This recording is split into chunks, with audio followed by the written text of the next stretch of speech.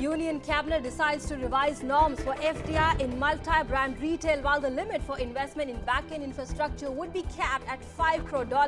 The decision to allow companies to open stores in cities having population of less than 10 lakh has been left to states alone.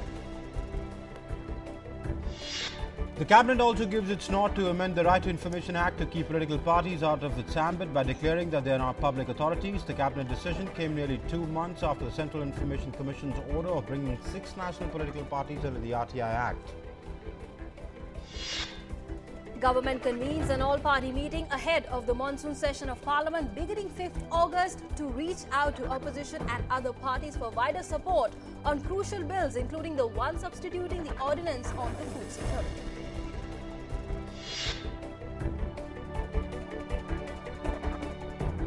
All-party meeting also voices concern over erosion of Parliament's supremacy in the wake of recent Supreme Court judgments on the issues like reservation and contesting of polls.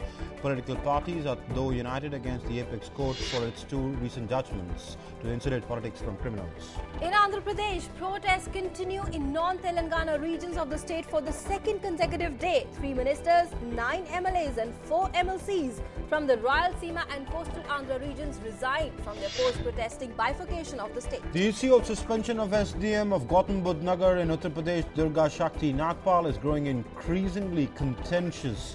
Representatives of the All India IAS Officers Association met the Minister of State in the Prime Minister's office, V. Narayanasamy. CBI admits of not having sufficient evidence against Raja Bhaiya in Pratapgarh, DSP Zia-ul Haq killing case. CBI has reportedly recommended merging of FIR against him with other FIRs in the case. CBI gives clean chit to Raja Bhaiya and 4 others. Unhappy with CBI's investigation in the Neera Radia tapes case, the Supreme Court pulls up the Central Investigation Agency and the ID Department for not taking action on the basis of information in the taped conversations of corporate consultant Neera Radia for 5 years.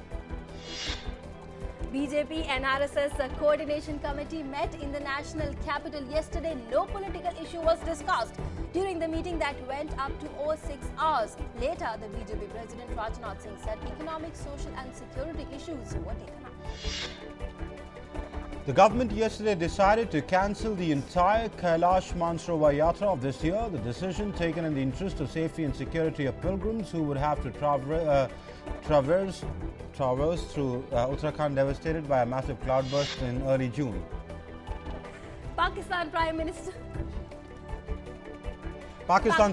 Nawaz Sharif vows for better relations with India, focusing on trade and business. Also says Pakistan wants to initiate the peace process from Lahore Declaration that he had signed with former Indian counterpart Atal Bihari Vajpayee in 1999. US Secretary of State John Kerry suggests that US drone strikes targeting Taliban and Al-Qaeda operatives in Pakistan could end very soon as the threat of militancy recedes. In a landmark ruling, Bangladesh's biggest fundamentalist party, Jamaat-e-Islami, was declared illegal by the High Court, which disqualified it from contesting future polls.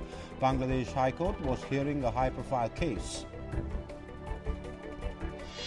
US intelligence leaker Edward Snowden leaves the transit zone of a Moscow airport and officially enters Russia after authorities granted him asylum.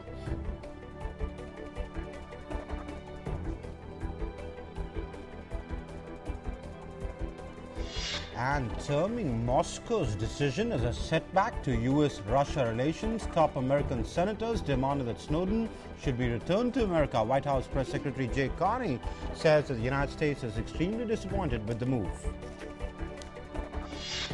Italy's highest court upheld ex-premier Silvio Berlusconi's tax fraud conviction but ordered a review of 5-year ban on public office that was part of the lower court sentence. This is the first time Berlusconi has been definitely convicted of any crime. 40 people were killed and over 120 were wounded in an explosion at a weapons cache in central Syrian city of Homs. Rockets struck a weapons depot, causing widespread damage and panic among residents, many of whom support President Assad. N. Srinivasan is all set to chair BCCI working committee meeting in the capital today. Unfazed by a Bombay High Court order which declared BCCI probe into the IPL spot fixing scandal illegal, a defiant N. Srinivasan signaled his formal return to the top post despite the furore. The Indian junior women's hockey team have done the country proud by reaching the semi-finals in the Junior Women's World Cup in Germany. The Eves came from behind twice to beat the more fancied Spain 4-2 in the quarter-final. Indian cricket team maintains their stranglehold over Minnows. Zimbabwe has a cruise to a resounding 9-wicket win in the 4th cricket one-day to extend their lead to 4-0 in the 5-match series.